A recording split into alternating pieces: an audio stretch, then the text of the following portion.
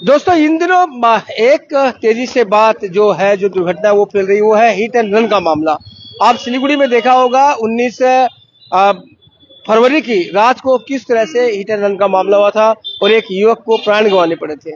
और कुछ दिन पहले ही हमें आपको रात के 12 बजे दिखाया था कि किस तरह से बेलगाम जो डंपर है वो दुर्घटना होने से बच गया था टोटो, जिसमें 4 लोग सवार थे।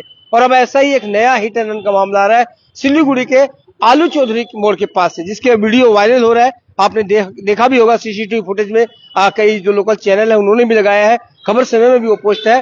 उस हिट एंड रन के मामले को लेकर हम यहाँ पर मौजूद है। उसके जो विक्टिम है उनके परिवार के सदस्य यहाँ पर मौजूद है और उन्होंने कई तरह के आरोप लगाए। हालांकि 24 घंटे के बाद उनकी एफआईआर तो दायर हुई है और इसके अलावा भी उन्होंने कई आरोप जो है वो लगाए हैं। लेकिन सबसे बड़ी चिंता की बात तो पहले यही है कि हिट एंड रन के मामले अगर इस तरह बढ़ेंगे तो शहरवासी कहां से सुरक्षित हो जाएंगे। और उस पहले मामले में भी एक महिला घायल हो गई थी। इस रात का जो मामला हमने दिखाया था एसएफ रोड से आपको, उसमें भी टोटो में 4 महिलाएं सवार थी। और आज रात को यानी गई रात को जो घटना घटी है उसमें भी जो महिला थी वो बुरी तरह से घायल हो गई है। हालांकि सौभाग्य ये था कि उन्होंने हेलमेट पहना हुआ था, तो फिलहाल कह सकते हैं कि वो सुरक्षित होगी, मैं ऐसी उम्मीद करता हूँ। बाकी तो बात करेंगे। देखिए जो विक्टिम में लड़की उसका भाई हमारे साथ मौजूद है, इससे बात करते हैं और इन्होंने क्या सवाल उठाए हैं पुलिस की कार्रवाई पर वो भी हम सुनते हैं। क्या नाम आपका? অভয় দাস। অভয় দাস। হিন্দিতে ভালো পারলে হিন্দি বলো, না বাংলাতে বলতে পারো, যা তোমার ভালো হয়। হ্যাঁ, কি হয়েছিল কি? আম, গত রাতে দিদির অ্যাক্সিডেন্ট হয়েছে। তো কখন টাইম তো জানো? টাইম মোটামুটি 10:30 থেকে 11টার মাঝে, এক্সাক্ট তো জানি না, কিন্তু 10:30 থেকে 11টার মাঝে অ্যাক্সিডেন্ট হয়েছিল। তো আমাকে এসে থেকে ফোন করছিল যে তোমার দিদি এরকম অ্যাক্সিডেন্ট হয়ে গেছে, তুমি আসো আর তোমার দিদিকে নিয়ে যাচ্ছি আমরা, তুমি আসো। আমি গেলাম ওখানে আলু চৌধুরী মোড়ে। তো বললো যে আলু চৌধুরী মোড়ে এখন তো তোমার দিদিকে নিয়ে চলে গেছে মেডিকেল সিভিলে, তুমি সিভিলে যাও। তো সেখান থেকে আমি সেই কথা মতো সিভিলে যাই। দেখি হ্যাঁ সিভিলে দিদি চিকিৎসা শুরু হয়েছে দিদির। সেখানে ডাক্তার দেখছে দিদিকে, আমার সিটি স্ক্যান এমন আরো কিছু টেস্ট দিচ্ছে, যেগুলো এখন ডাক্তার তৎক্ষণাৎ ওগুলো করার চেষ্টা করতেছে, আর যেগুলো জরুরি মেডিসিন সেগুলো দিচ্ছে। তো আমি দিদিকে ওখানে দিয়ে আর আমার বাবাকে বাড়ির বাকি যারা আছে তাদেরকে ওখানে রেখে আসি ইসেতে, শিলিগুড়ি থানাতে, যেহেতু একটা কমপ্লেন করতে হবে ওদের নামে, যারা আমার দিদিকে এরকম করে কুচিলে দিয়ে গেছে। তো আমি সেই কথা মতন আসি শিলিগুড়ি থানার অফিসারদেরকে বলার পরে শিলিগুড়ি থানার অফিসার বলে যে আমাদের জুডিকশনে পড়ে না ওই এলাকাটা, ওরা পড়ে এনজিপি থানার জুডিকশনে। তো তুমি এনজিপি থানায় গিয়ে কমপ্লেন করে এসো, ওখানে কমপ্লেন করে ওখানেই তোমার কেস চলবে। আমিও কথা মতো চলে যাই এনজিপি থানায় অফিসার যাওয়ার পর এনজিপি থানা অফিসার বলে যে এটা আমাদের এডিকশনে পড়ে না, এটা পড়ে তো শিলিগুড়ি থানার এডিকশনে। আমি স্যার আমি শিলিগুড়ি থানা থেকে এই মাত্র আসলাম, ওটা ওনাদের এডিকশনে পড়ে না, আপনাদেরই এডিকশনে পড়ে, ওনারা বলে পাঠানো। বলে না ওনারা ভুল বলছে, তুমি ওখানে যাও, ওখানেই হয়।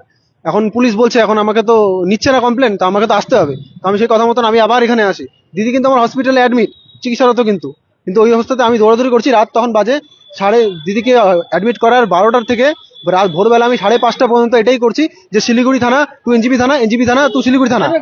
হ্যাঁ 4 बार कम से कम 4 बार कम से कम এই থানা থেকে ওই থানা, ওই থানা থেকে ওই থানা। एरकम एक महिला जब गंभीर रूप से घायल हो और उस समय इन लोगों को रात भर मामला दायर करने के लिए 4 बार केवल इधर से उधर जाना पड़ा कि ये हमारे एरिया में नहीं है, ये हमारे एरिया में नहीं है, तो कितनी परेशानी हुई होगी। जबकि इनकी दीदी जो थी वो गंभीर रूप से घायल थी। হ্যাঁ, তো নেক্সট আমরা সেদিনকার বলি ওনাকে যে উনি কমপ্লেনটা আমাদের সেম দিন ডায়েরি হয় না, সেম দিন ডায়েরি আমার করার জন্য গেছিলাম। উনি বললেন যে ডিউটিরত অফিসার ছিল, উনি বললো যে আজকে ডায়েরি করো, কালকে ডায়েরি করো, একই ব্যাপার, তোমরা এক কাজ করো কালকে এসে ডায়েরিটা করো। তো আমি বলছি ঠিক আছে কালকে এসে ডায়েরিটা করবো আমরা, তাহলে সকালে আসি। গাড়ি তো ওখানে হিট করে বেরিয়ে গেছে, কিন্তু আগে গিয়ে আমি যেটা খবর পেলাম যে আগে গিয়ে কিছু পাবলিক যারা তাকে ধরছে এবং পুলিশের হাতে হ্যান্ড ওভার করছে, পাবলিক গাড়িটাকে ধরে পুলিশের হাতে হ্যান্ড ওভার করছে, এবং শুধু যে মারছে তাকে সে শুদ্ধ, গাড়ি শুদ্ধ, আর যে মারছে তাকেও পুলিশের হাতে পাবলিক হ্যান্ড ওভার করছে। যেটা আমার হ্যাঁ গাড়ি দেখেছি, এনজিপি থানায় আছে, গাড়ি এনজিপি থানায় আছে, আমার গাড়িও এনজিপি থানায় আছে, আর ইসের গাড়িও ওই যে মারছে ওই গাড়িও এনজিপি থানায় আছে। হ্যাঁ দিদি আমার স্কুটিতে ছিল, আর দিদি স্কুটি নিয়ে আসছিল কাজের থেকে, আর ও পেছন থেকে এসে এমন জোরে মারছে, আর মোটামুটি অনেকটা দূর পর্যন্ত ওকে ড্র্যাগ করে নিয়ে গেছে। এখন তো এতটা দূর ড্রাগ করছে, তার উপরে যখন আমার দিদির গাড়িটা ওর গাড়ি থেকে সরে গেছে সামনে, তখন আমার দিদির গাড়ির গায়ের উপর দিয়ে গাড়ি নিয়ে চলে গেছে। সিসিটিভি ফুটেজে সম্পূর্ণটা রেকর্ড আছে। মাল্টিপল ইঞ্জুরি, মাথার উপর দিয়ে গাড়ি গেছে, আর প্লাস কোমরের উপর দিয়ে গাড়ি গেছে। কারণ দুটো চাকায় গাড়ির উপর দিয়ে পড়ে গেছে, একটা পা নড়াতে পারছে না, আর হেলমেটের জন্য মাথাটা বেঁচে গেছে।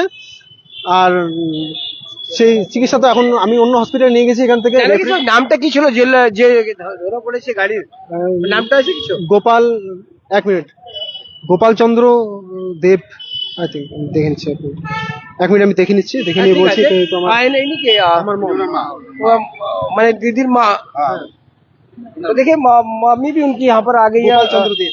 গোপাল চন্দ্র দেব কি বলবেন কালকে যে ঘটনাটা হয়েছে শিলিগুড়িতে বাড়ে যাচ্ছে, এরকম ঘটনাটা অনেক হয়ে গেছে। হ্যাঁ, মর্মান্তিক ঘটনা করেছে।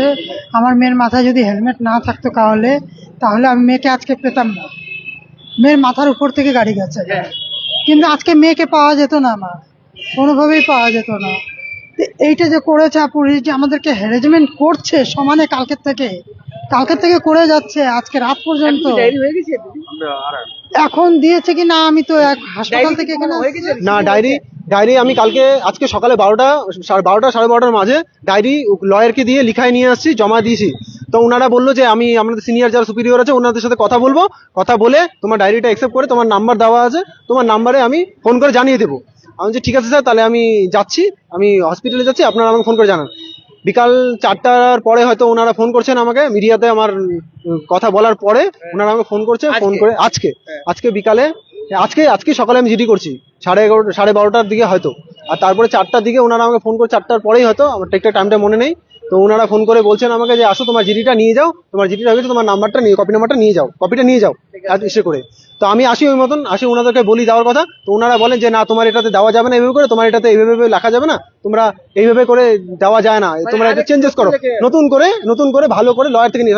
স্যার আমি কোশ্চেন করলাম যে স্যার এটা আমি নতুন করেই লিখছি, নতুন করেই লয়ারকে দিয়ে লেখা নিয়ে আসছি, কিন্তু উনি বললেন যে না এরকম করে হয় না, তুমি নতুন করে আবার ভালো করে আরো এগুলো জিনিস অ্যাড করে নিয়ে আসো। বললো যে গাড়ির ক্লেমের কথা বললো, এখন এগুলো অ্যাড করতে বললাম। আমি বললাম ঠিক আছে স্যার, আমি আপনার কথা মতন যাচ্ছি, আমি নতুন করে অ্যাড করে নিয়ে আসি। আমি সকাল 12টার সময় জিটি করছি, তারপরে 4টা-5টার সময় এখানে আসছি, আসার পরে এখন রাত বাজে এখানে 9টা, রাত 9টা বেজে গেছে, আমি এখনো পর্যন্ত এখানে দাঁড়িয়ে আছি।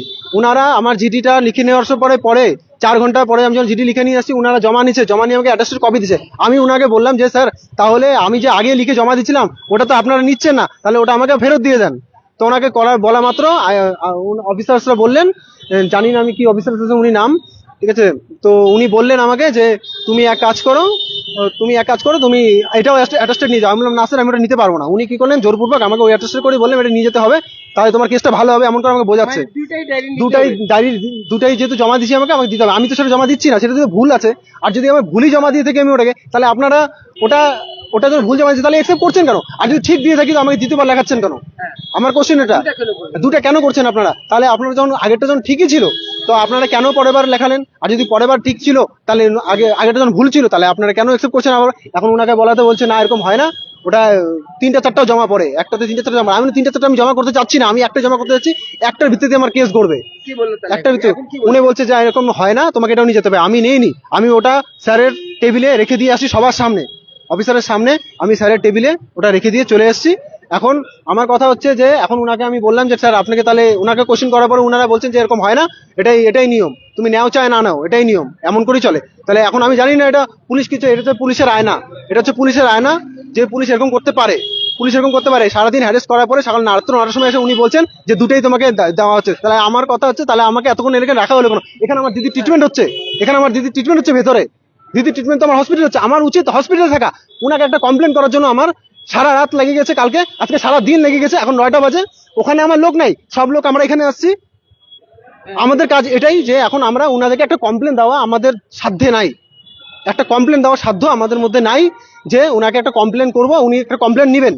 देखिए एक कंप्लेन करने के लिए लगभग 24 घंटा हो चुका है, उसके बावजूद अब तक एक कंप्लेन करने के लिए ये लोग जो है, इतने लोग जिनको अभी हॉस्पिटल में होना चाहिए, जहां उस महिला की स्थिति गंभीर है वहां पर होना चाहिए, तो वहां पर ये सब लोग अभी परेशान है, इसलिए 22 घंटे बाद भी कि उनकी कंप्लेन जो है वो अभी तक नहीं ली गई है। तो आप ऐसे में सोच सकते हैं कि अपराधी को अगर टाइम मिलेगा तो किस तरह से पूरे मामले को ফেল सकता है या फिर अपराधी फरार भी हो सकता है, ऐसी बात यहाँ पर है।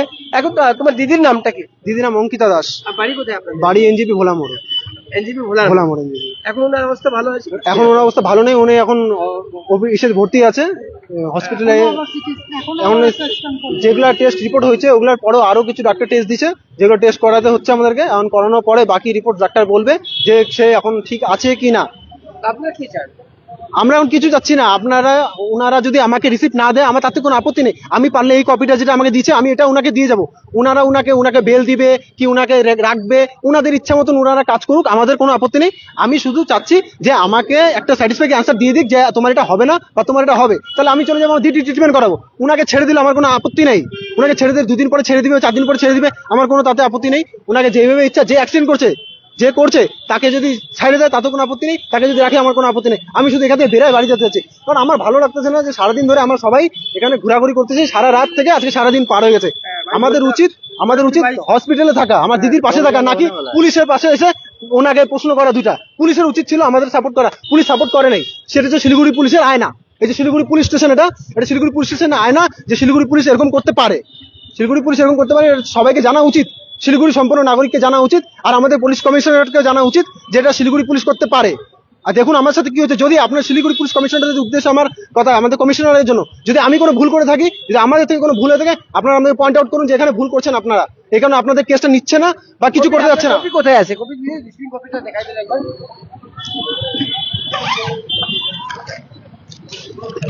মারুন আসে আপনি বলো। রিসিভ কার্ড আছে? না না রিসিভ এটা রিসিভিং কি? पूजा करो ना। अच्छा दादा आपका क्या नाम है? मेरा नाम मोहम्मद रियाज है। देखिए सिलीगुड़ी में बहुत इस तरह घटना घट रहा है, क्या बोलेंगे उसको लेकर? हिट एंड रन का मामला। देखिए हम लोग तो बहुत आतंकी है अभी, ठीक है, हम लोग सिलीगुड़ी का नागरिक है। अभी रास्ता घाट में चलने में डर लग रहा है, अभी ऐसा माहौल बन गया है।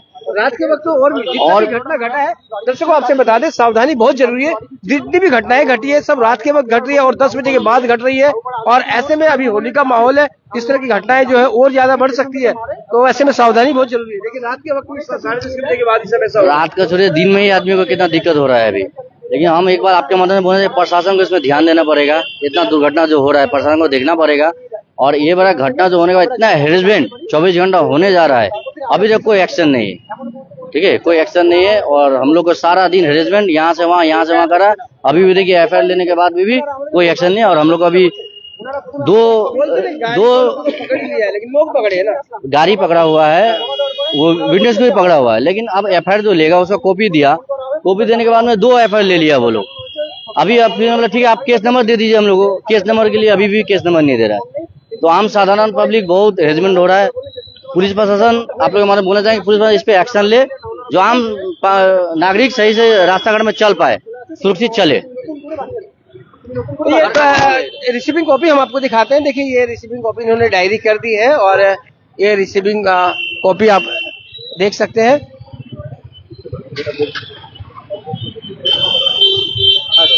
तो दर्शकों ये तस्वीरें हम आपको दिखा रहे हैं सिलीगुड़ी थाना के सामने से, और यहाँ पर जैसे मैंने शुरू में ही आपसे कहा कि है हिट एंड रन के मामले जो है सिलीगुड़ी में बहुत ज्यादा बढ़ रहे हैं, और ये चिंता का विषय है। सिलीगुड़ी पुलिस के लिए ये चुनौती का विषय है, और आम नागरिक के लिए ये सजग होने का समय है। आप सजग रहे, क्योंकि कभी भी किस इलाके में इस तरह की घटनाएं हिट एंड रन की आम हो गई है। बेलगाम होते ये जो वाहन है, स्पीड में वाहन चलाते हैं, ये सारे के सारे कभी न कभी आपके लिए दुर्घटना का कारण बन सकते हैं, और ऐसे में इन पर लगाम लगाना बहुत जरूरी है। इसी तरह हिट एंड रन का ये दूसरा मामला, तीसरा मामला हम आपको दिखा रहे हैं, जहां पर आलू चौधरी मोड़, ये कल रात की घटना है, आलू चौधरी मोड़ बाबूपाड़ा जो है वहां पर ये घटना घटी, और एक गाड़ी जो है बेलगाम गाड़ी तेज गति से निकलती हुई इस महिला को घायल करते हुए निकल गई। ये घटना लगभग रात के 10:30 बजे की बताई जा रही है, और उसके बाद से यहाँ के उनके जो परिजन है वो इस बात को लेकर अभी तक परेशान है कि 22 घंटे बीत जाने के बाद भी